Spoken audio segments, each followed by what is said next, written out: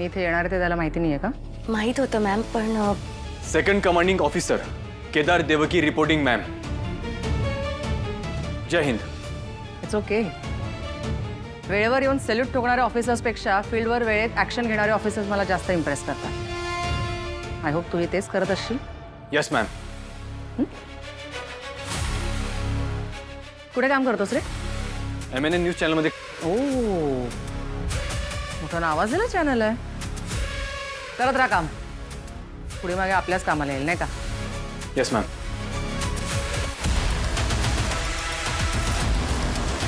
गेला पळाला, कामाचं नाव ऐकून पळाला. कसला हेल्पर रे मग तू.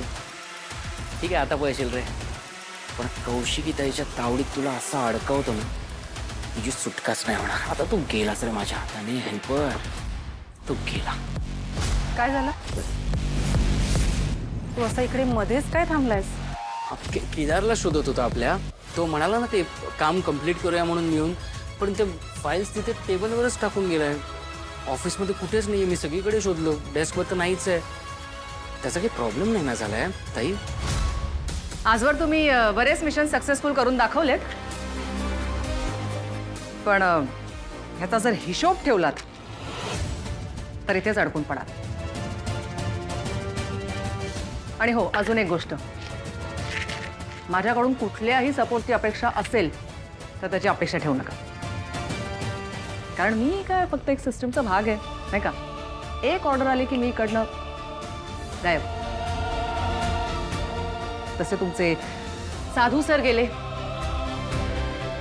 सो कोणाच्याही सपोर्ट शिवाय काम करायची धमक ठेवा.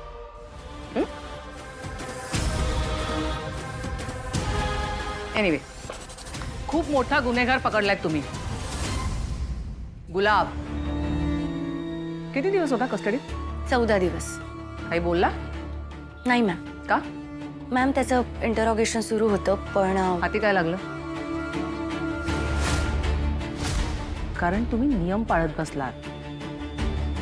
तुम्ही फक्त इंटरोगेशन करत बसलात, प्रोटोकॉल पाळत बसलात, कायदा पाळत बसलात.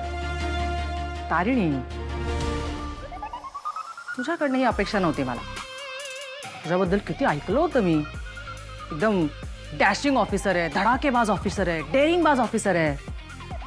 अगं तुझ्या समोर होता ना तो, तिथेच ठोकायचं ना त्याला. तीच शिक्षा होती त्याची नाही का? पण नाही, तुम्ही सगळे इंट्रोगेशन करत बसलात, त्याची ओळख काढत बसलात. पण मॅम कायदा कायदा इतकाही मोठा होता कामा नये की त्याच्यासमोर गुन्हेगार मोठा हो. असा माझा मंत्र आहे. चल, मला तुमची सगळी टीम आवडलेली आहे, बट तुम्हाला सगळ्यांना मी आवडलीच पाहिजे अशी काही अट नाही. सो मी इथून गेले की लगेच माझ्याबद्दल गॉसिप करू शकते. Yes ma'am.